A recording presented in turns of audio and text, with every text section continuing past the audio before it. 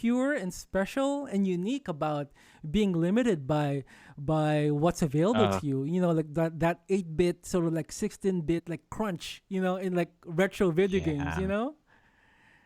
Yes, limitations are huge. I love limitations. Like as somebody as like indecisive as I am, I think that I wouldn't be the songwriter I am today if I had, more resources when I didn't, Mm-hmm. like only having one keyboard and being like, "Oh god, okay, I have to make a bunch of sounds with this keyboard," or only having like, a certain amount of VSTs and going like, "I don't have the big gun, so I just have to make do with this tiny one." And the stuff that you're able to create with those limitations is like amazing, Absolutely, absolutely, and I feel like it's helpful for I guess for a lot of artists to actually have those limitations. I think it's easy to get Yeah. paralyzed by all these options, right? Like you could stack all these Yeah. like VSTs, you could stack all of these tracks. I think that's something that I try to practice.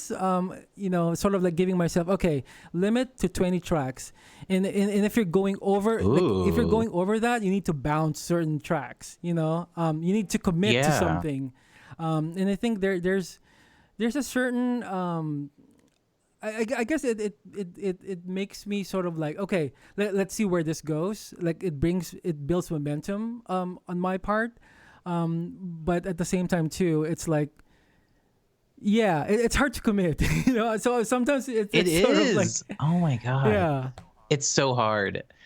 It's so hard. And like even like a limit, I mean, when I first started, it's like I had a keyboard, and then you get two keyboards, you get like a new thing, you get a drum machine, and it's like I've gotten to the point now where I have a lot of gear, or there might be a synthesizer that I only use like 8 sounds on, and I'm trying to like kind of like reset myself where I'm like, even like I have a keyboard now that's like an MX61, it's this Yamaha keyboard.